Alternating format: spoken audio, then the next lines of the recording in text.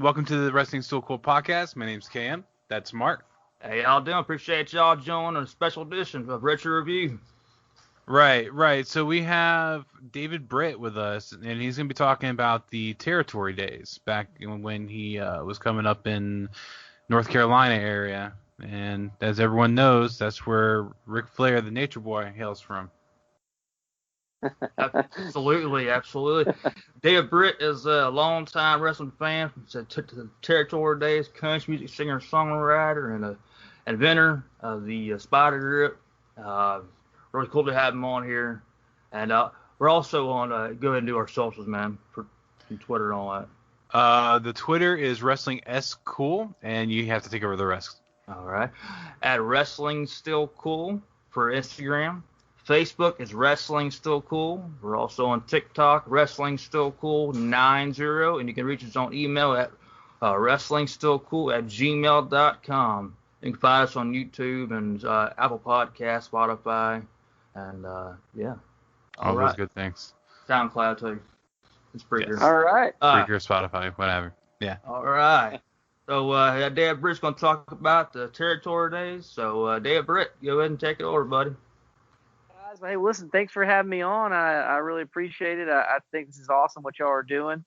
I think that there's such an appreciation for the territory days of wrestling, and I love when I hear people who appreciate it like I do. I was not a pro wrestler, but I definitely can say that I have been in the squared circle. I have faced up against a world champion, and I've taken bumps in the ring, and even tore my pec muscle completely in half, giving somebody the rock bottom about a year ago. So I definitely know what it feels like to be in a ring. But I'm sorry. Before you go any further, how did that all go down?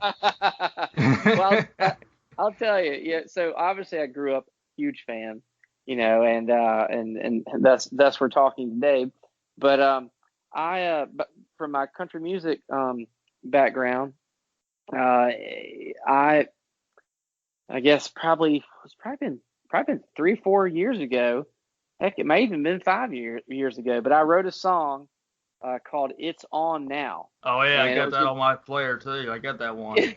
Well, that song, I wrote that song, and it was gonna be the title track to, I forget what album that was. I can't remember. It's maybe the third or fourth album. I can't remember. But regardless, I had this idea that I wanted to do this like a different kind of music video with it. I wanted it to be a guy who was a country music singer who decided he wanted to be a pro wrestler instead, and he was going to call his girl up and say, "Hey, look, honey, I'm gonna, I've got this tryout. I'm gonna go and become a pro wrestler." And the funny part about it was that the guy that I'm going to have my tryout against ends up being the AML world champion Zane Dawson, the One Man Riot, and so Zane and I got to be friends, and one of my buddies who's a big wrestling fan, he knew the promoters of AML, which is a great independent league. I mean, they are really, really good, based here in North Carolina. And so anyway, long story short, we filmed this music video, and I drove up to somewhere near Winston, I guess, Winston-Salem, and to the training center there. And the ring we wrestled in, which is so cool, was if you remember what back in the territory days, back on the Superstation, when the NWA would have their Saturday nights at 6:05 p.m. Eastern Standard Time.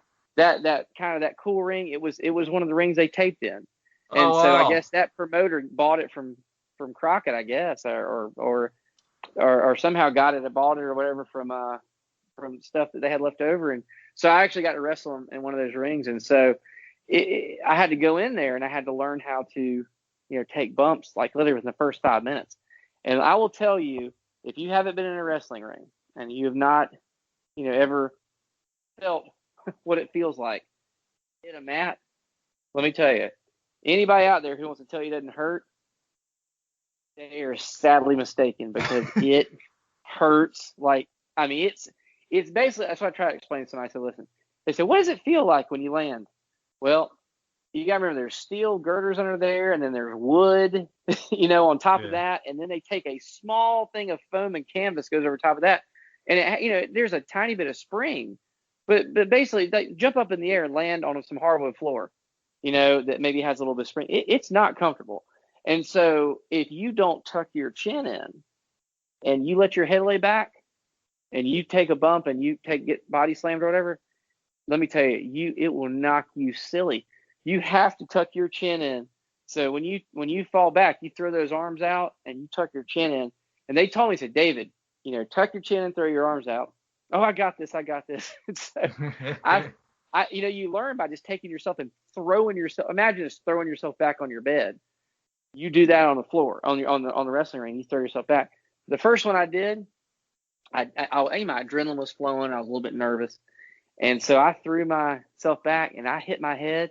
Oh my gosh. Let me tell you something. It knocked me for a loop. I got up. They said, you all right? I said, I'm going to tuck my chin in next time. So I did it about 10 more times. And then I got up on like the second rope and jumped off and landed. I was trying to get myself accustomed to seeing what it felt like to hit. And it hurt so bad. So, wow. You don't realize it. You do not. You also don't realize how high up in the air you are when you're on the top rope. Dude, let me tell you something. I can't even imagine what it would be like to jump off the top of the cage. Like, see, Cody Rhodes has done, and I mean, like on the top of these cages doing backflips. Yeah. Right. You don't realize how high in the air you are. And so when you land, it hurts. But anyway, so we filmed this video, and if you haven't seen the video, you got to watch it. I mean, it's pretty funny because I got to do some moves too. I did some cross body blocks, and Zane took and he bounced me off of every turnbuckle, and I did a Ric Flair, did a face dive. I mean, it's hilarious. Wow. But so I was really trying to sell for him, and I wore this hilarious outfit.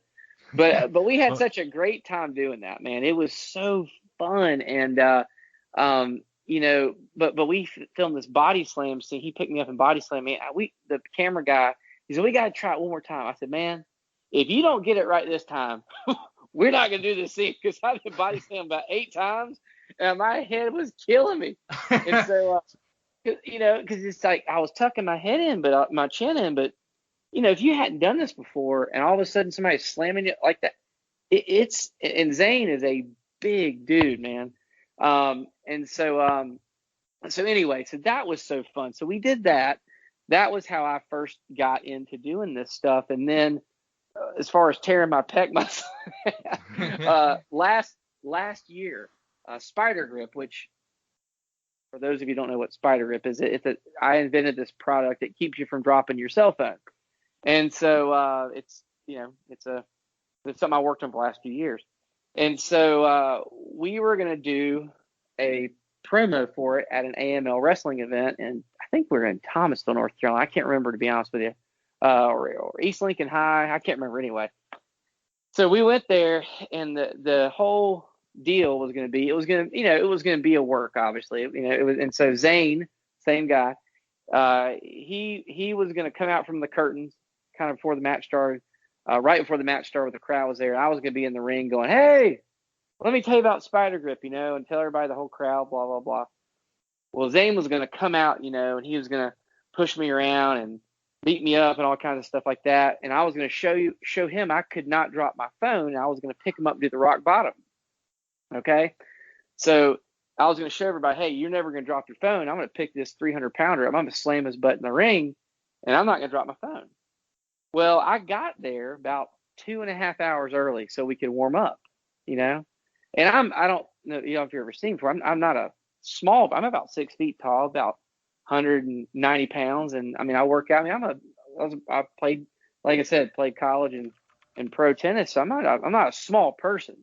And so I stay, try to stay in good shape and stuff. Well, I get in there, and Zane says, okay, and I didn't warm up either, which was not smart. I just got out the car, jumped right in the ring. All right, let's get going. So he says, okay, well, let's work on the rock bottom. So here, I hadn't warmed up a bit. This dude takes and swings at me. I pick him up. I mean, I literally I hadn't been in the ring for 2 minutes. My camera guy, the marketing team was sitting there filming me. I picked him up and I landed. And, a ring, it does bounce, right? Mm-hmm. Well, I didn't drop my phone, which was cool. But when I landed, his body was so thick, my arm went back the other way. Oh, And wow. it just went pop like that. Oh, And wow. tearing your pec, let me tell you something. That's what Triple H did in that match just a few years ago. He tore his pec in the ring. Yeah, And you're you're talking about the literally one at the event in Saudi Arabia against the Brothers of Destruction. I think that was it. Yeah, I mean, Yeah. you're literally your pec literally collapses, and so it snaps away from the. It's just disgusting. But so I slammed him, and I get back up, and he goes, "Dave, you okay?" And I was like, all of a sudden, I got really hot feeling, and I go, "Man," he goes, "Hey, I think I might have pulled something." I was like, "I don't know, man." I go, "Let me try it again." Oh, that's So no, you're not supposed to do that. I picked him up and did it again. Of course, like a good Southern idiot would do, I decided to pick him up and throw him down again. And so, y'all watch this. The good news is the doctor said, David, I'll tell you, he goes, it was already torn, so don't feel like the second one tore it. He goes, you'd already torn the heck out of it already. So I slammed him, and then I got up. I said, man, I go, something's not right. And so I said, let me take a few minutes here. So I took off my shirt in the bathroom. It looked like within 5 minutes, my whole right arm, my bicep, my right pec was collapsed. It was black, blue, red. I mean, it was this most horrifying looking thing. It looks like something from a movie. And my best friend in college, who was a baseball player, who's now an orthopedic surgeon, I texted him a picture of myself, and he goes, "You tore your pec, no doubt." So he got me in literally just a few days later with the head Carolina Panthers team doctor, Pat Connor at Ortho Carolina. And so I ended up having to get surgery to have it repaired, and that was last April. Now, the crazy part is this, guys. So I still had to film that day. I had to wait 2.5 hours. Wrestling event, the whole crowd came, was finally there. Well, I just told Zane, I said, Zane, I could barely move my arm at that point. And so I said, here's what we're gonna have to do, because I'm right-handed, and it would be, I couldn't have picked him up with my left hand. I'm doing weird. So we changed up the skit. So this time, instead of me slamming him, he says, all right, here's what we're gonna do, Dave. Go ahead and get in the ring, get in there, start doing your thing. I'm gonna come out, same thing. Hey, what are you doing here? So he jumps in the ring, and he starts pushing me. So he shoves me into the turnbuckle, and I didn't fall back. I kind of stumbled back and hit the turnbuckle. He pushed me right on my pec. Oh my God. So then he comes up, and the crowd was starting to get into it. So he takes a swing at me. Instead of me slamming him, I grabbed him by his beard and just held it real tight. And he went around a circle, and then I threw him over the top rope. But I still had to throw him with that one hand. Oh, man. Oh, man. Tell you. So, but it was so fun. It was totally worth it. So there's two things I want to bring up from that story. The first one, the tucking the chin thing, I think it's kind of great that they told you to do that for safety reasons. But that's ultimately why AJ Styles' move gets in so much trouble, because as they told you, tuck your chin. It's better for you. If you do that with a Styles Clash, you're breaking your neck. I know, that's the thing. It's crazy. So when I look at wrestling matches all the time, and yeah, you do see sometimes you're like, well, if I tuck my chin on that one, you might get hurt worse. I think what it is when you land. When you land, if you don't lift up, and like I said, you don't want to like stick your chin and tuck it into your like chest. It's just merely like your body actually will kind of do it naturally. Let's say you're playing basketball or football and you fall back on your back. You naturally keep your head up, right? Right. So you because you don't want to hit your head. Sometimes you can't help it, you do. But I think what it is when you do land, if you land and your head hits that mat, dude, it's it.